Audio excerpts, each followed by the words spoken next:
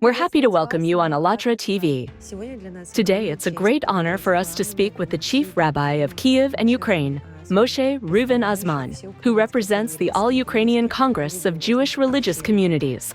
Rabbi Azman is making tremendous efforts to support Ukraine and the Ukrainian people, both inside the country and on the international stage. We are very, very, very happy to welcome you here in Washington today. Thank you so much for everything you do. We're following your work. We see all of your international activity and everything you're doing to make sure that assistance is reaching Ukraine and the Ukrainian people. Thank you very much. Thank you for inviting me to this broadcast. Well, first of all, not everything I do. This is only a small part, so to speak. It's not that I kind of boast about it. I believe that every person in such a difficult time, in a time of war, is obligated to do everything they can, and even what they think they cannot. That is why I try to do both what is visible and what is invisible.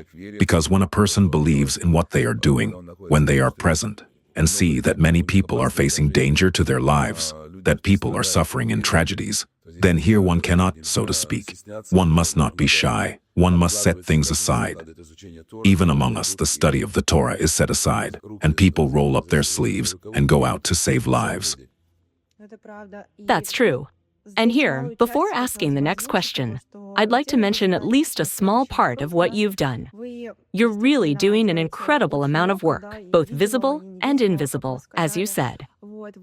You also lead a large volunteer center at the Brodsky Synagogue, which has coordinated the evacuation of more than 40,000 people from active combat zones and provides food, medications, and first aid supplies to civilians and hospitals. You also founded the Anatevka shelter village in 2014, which provides housing, medical care, and education for displaced people. And through your organization, you've essentially built a community infrastructure in Ukraine, including a public cafeteria, a school, and other essential services. And so, what do all of these initiatives mean to you personally? And what values, what inner convictions truly drive you when you do all of this? You know, first of all, you name many of the things that we do, but I think it would be more accurate to ask, and I write this down for myself differently. What have we not done yet? That's what I write. Meaning what we have done, we have already done, fine. But what we have not done, maybe there is still someone. How many people are still left without our help? How many still need assistance? What drives me is what the Torah, our holy Torah, teaches. First of all, that when people are in trouble, a person cannot remain indifferent, cannot sit and say, "This doesn't concern me." In other words, if you are walking past a river and you see a person drowning, there are many people who would simply say, "Oh, I'm late, someone is waiting for me, so what if he's drowning? What does that have to do with me?" But no, you are obligated to stop. You are obligated to rush in and save that person, because the worst thing possible is indifference. Coldness and indifference. And when people are cold and indifferent, that often leads, well, to wars. When some are indifferent, then tyrants, for example, begin to act and do whatever they want. That is what inspires me. I'll give you one example. At the beginning of the war, we brought from Israel, in total, about 500 medical backpack kits, red backpacks, containing everything needed to save a life. And as you know, life-saving in the very first minute, when a person is wounded, for example, is critically important. Life and death depend on it. At the beginning of the war, there was nothing to save people with. And so I simply distributed these backpacks to everyone who asked for them. Then, after some time, a few weeks, a few months, feedback started coming in. People began to say, "Thanks to your backpack, one person was saved." Then 2 people, then 10 people, then 30 people. And suddenly you realize, wow, this is probably the most important thing you can do. This wow moment. You've already done something in your life, something truly essential. You know, people often compete over whose car is bigger or more expensive, whose house is better. And I say, let's compete instead in who has done more good and done it better. Sometimes people ask me, "Oh, is he doing PR?" No, I'm not doing PR. I don't need PR. It doesn't make my life better. So why do we share all of this publicly? To tell people, let's do better than I did. Odi, let's do more. Because there are so many people who need help that even you, and you, and you, all of us together still won't manage to do everything. That's why we have done what we could. And we will continue to do more, and to do it better, and with higher quality. I believe it's true that this is the best kind of competition there can be. That's true. Over the years of your life's work, you have truly helped an enormous number of people in Ukraine. And is there some particular story that especially stayed with you? One that you encountered and that strongly influenced your view of the world overall? You know, there are many such stories, actually. I can't even single out one in particular. Since the beginning of the war, I have been under heavy shelling. At times, there was a real danger to life, and not only to my life. My grandchildren were there, for example. Children, grandchildren, and hundreds of refugees. Elderly people, women, children. And in moments like that, you completely rethink your life. When you realize that money, for example, suddenly no longer matters, that it's lost its value. To save a person, you can give any amount of money. In my case, I had money, and I paid when it was necessary to evacuate people from combat zones, from places where people were sitting in attics, in basements, and people were naming crazy sums because no one wanted to go and rescue them, and I paid. Because what is saving a human life, and what are pieces of paper? So for me, that was the most significant period of time, when it becomes very clear to you what truly matters in life and what doesn't. Moreover, there is something else that is particularly important. I met many people who revealed themselves. In war, people reveal who they truly are. Either their good essence comes out, or the opposite, and the overwhelming majority were people about whom I would never have said that they would become heroes. And suddenly, a person who is quiet, modest, whom no one noticed or heard, suddenly shows heroism. I saw many such people. I think that is what has influenced me the most.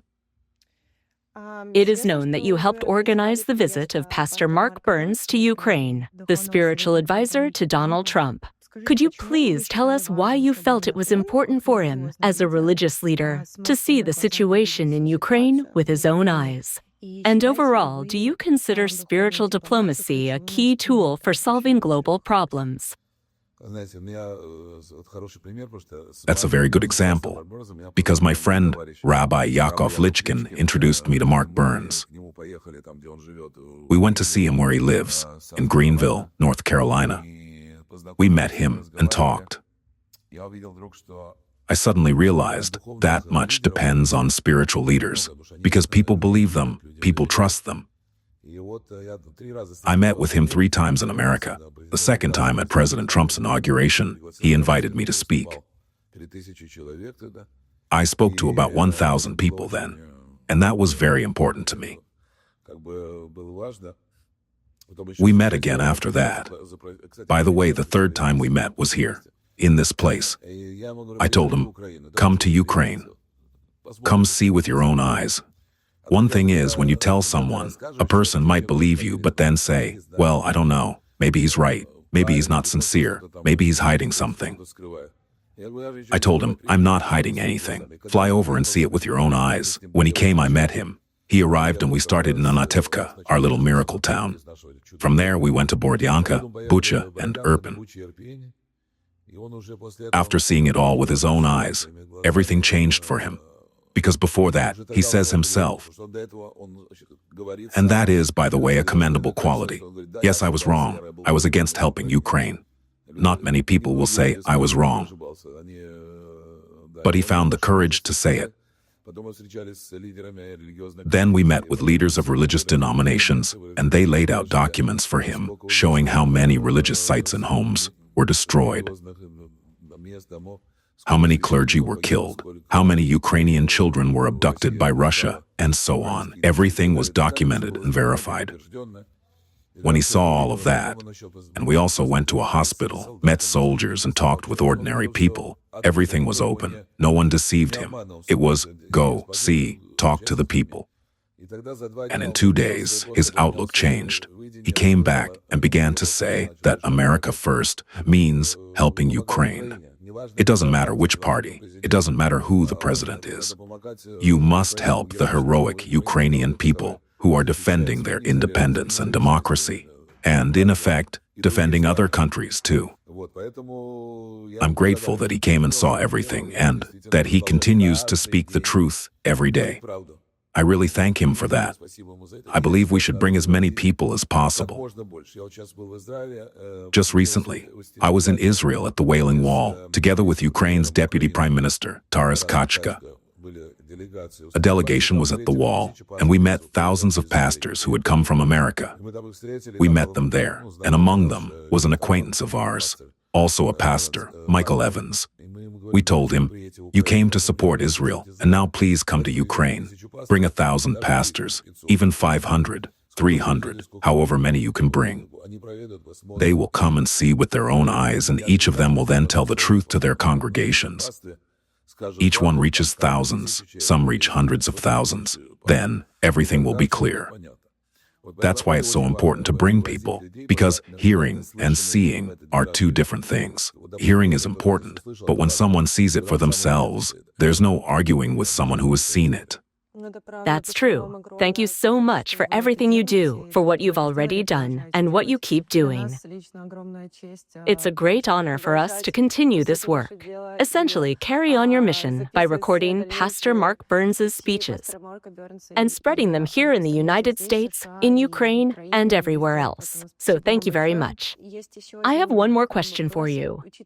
Given your extensive international efforts, including meetings with American politicians, various think tanks, and religious leaders, all aimed at highlighting Ukraine's role in defending democracy, what key messages or strategies do you find most effective for ensuring continued and strengthened international support for Ukraine?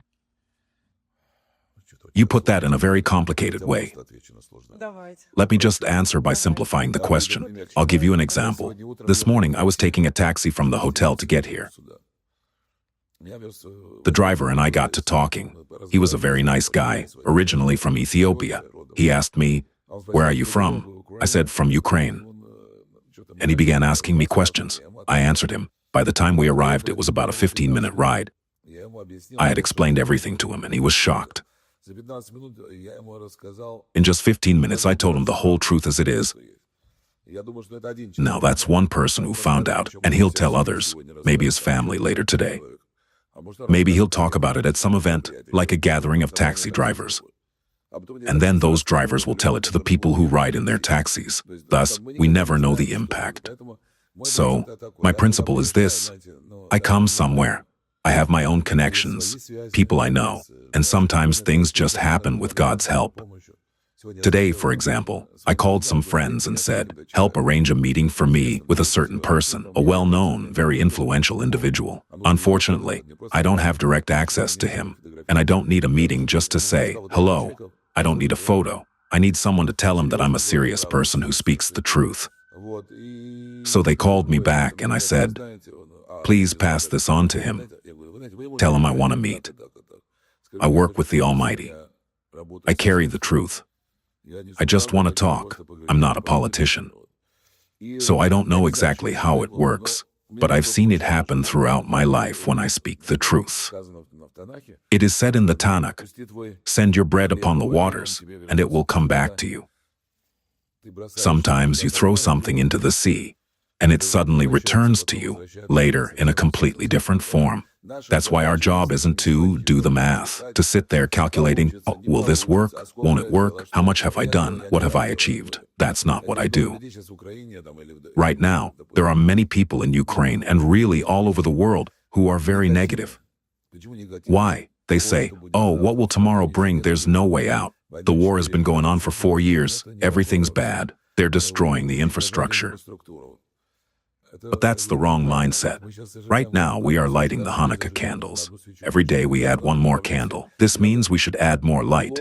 There's no point in saying whether things are bad or not bad. That's not up to us. What is up to us is doing good. If each person does something good, then each person's candle can turn into a massive flame. And the advantage of light over darkness as I always say, is that even a little bit of light drives away a lot of darkness. That's my principle.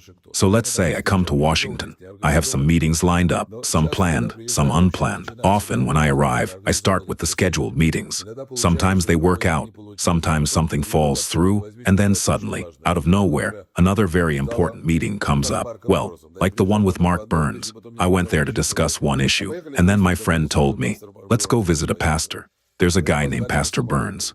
And so we went. We missed our flight that day, right there in Washington. What were we supposed to do? I said, let's get a car. How far is it? An 8-hour drive. I wasn't feeling very well, but I had to drive those 8 hours myself just to make it in time. I couldn't even stop to sleep, and we drove through the day, thank God, but we had to make it. He didn't know who we were, and that was the only day he was available. So we drove and we made it, because I knew we had to try and maybe something would come out of it. I wasn't sure, as I didn't know who he was. I didn't know how he would react. He could have said, you know, I'm not interested in that. Like many people say, we are America. We should help ourselves, not others. But suddenly, something clicked for him. Since then, we've had 3 meetings here. And then he came to Ukraine. This man has actually become a spouting source, a patriot of Ukraine who brings the truth to people. And think of how many people he has already shared that truth with. And it all started with a simple decision. If I had said back then, well, we missed the flight, okay, maybe next time, there might not have been a next time. Because you know how it is. I'm busy. I need to fly again. Then he can't, or we can't. You should always take action. You can't let an opportunity slip by. It's a great example. I think about it now. What if we had given up back then? But we didn't. We took a car right at the airport and drove. That's for sure. Thank you so much for actually doing that. My next question is quite broad. In your opinion, what is it that unites all people, regardless of their religion, faith, race, or nationality? What do we all have in common? What values and aspirations are truly universal? We have a lot in common. We all share one great-great-great-grandfather, Adam, the first human. The world was created for the sake of one person, Adam. Then there was the great flood, and we have another common ancestor, Noah, who saved humanity from the flood when that generation had fallen into sin and drowned. The Almighty God has given humanity many chances to save itself. Then we had our forefather Abraham, who also carried the faith in one God when no one else believed. At that time, everyone worshipped idols. He was the one who was against it. By the way, do you know why he was called a Hebrew? Because the whole world was on one side of the river. And I don't just mean a physical river, but a philosophical one. The whole world followed idols, and Abraham said, no. The word Hebrew, Ifri, comes from ever, meaning the one from the other side, the one who stood against the whole world and refused to follow evil. And then he began spreading this truth to all people. Later, other religions emerged and accepted God, each with its own interpretations. But there is only one God, the one who created this world.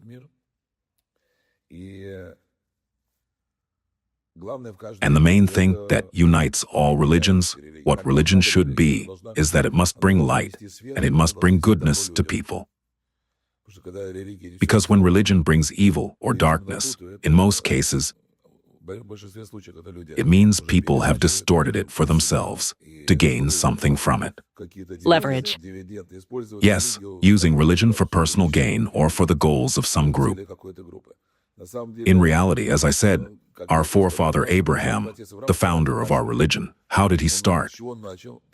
He set up a tent in the middle of the desert, and travelers, even idol worshippers, would pass through the desert, hungry and thirsty. He made 4 entrances to the tent from all sides, so they wouldn't even have to walk around it.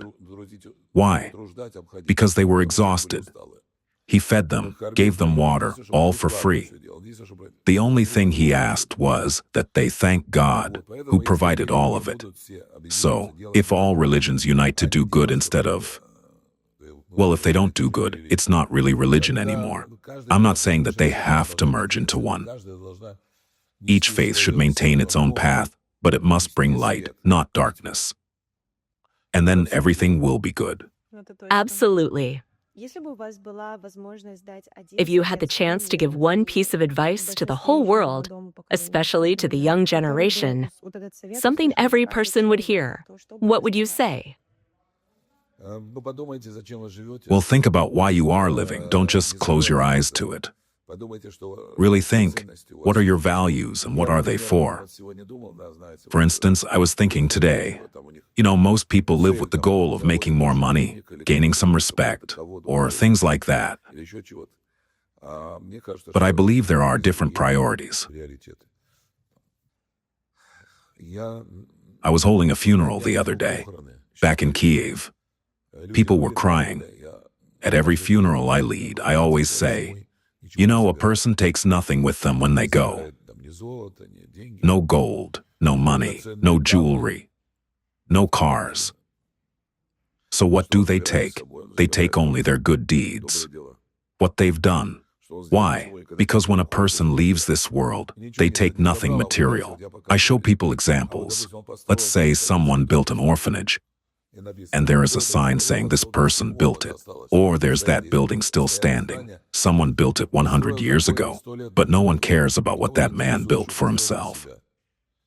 Thank God we have a commandment to provide for our families and to do good. But how much good a person did for others, that's what they take with them to the Almighty. And there, they receive their true reward. Not with money. Let's call it a true reward, given from the heart. So, people, think about why you're living, where you came from, where you're going, and before whom you will ultimately have to give an account. If you could change at least one thing in the world right now, what would it be and why?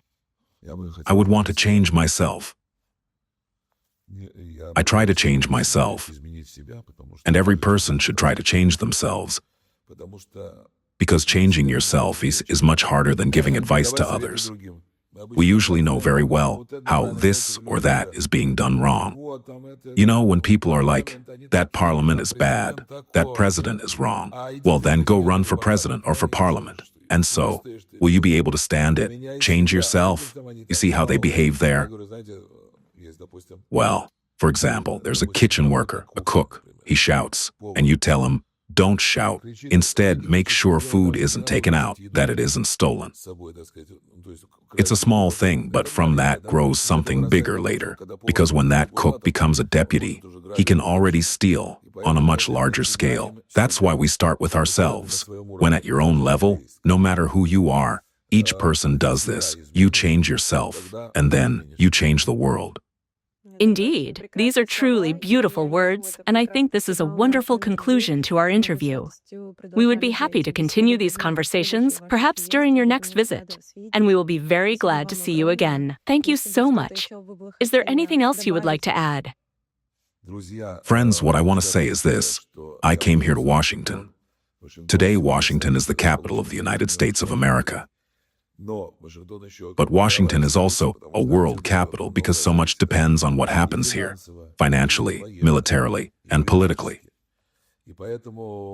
And therefore, a great deal depends on the American president, on Parliament, on Congress, the Senate, and on the American people.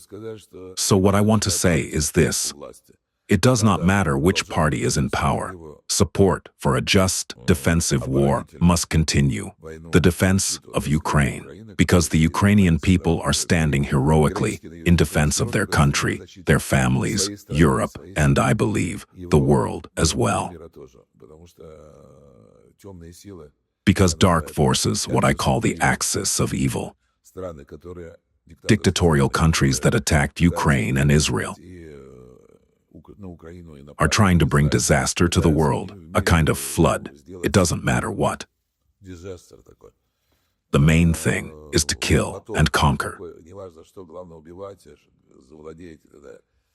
That is why the entire world must stand with Ukraine, because it's only Ukraine's issue.